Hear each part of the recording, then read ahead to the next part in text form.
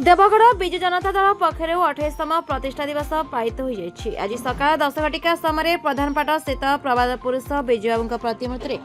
पुष्प माल्यार्पण कर सम्मान ज्ञापन करथिबा बेले 11 घटिका समय देवगढ़ कॉलेज परिसर स्थित विजयबाबू ऑडिटोरियम ठारे एक सम्मेलन अनुष्ठित हो जाएगी।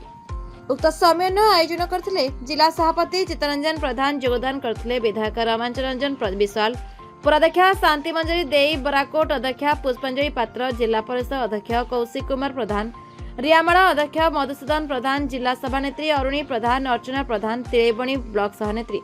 सुजाता प्रधान, बारकोट सभानेत्री झरणा बेहरा, पार्वती साहू, हीरालाल साहू आदि बहु बीजेडी सक्रिय कर्मी माने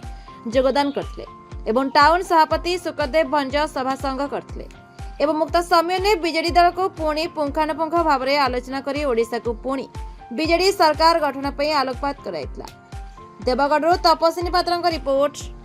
विचित्र दुनिया।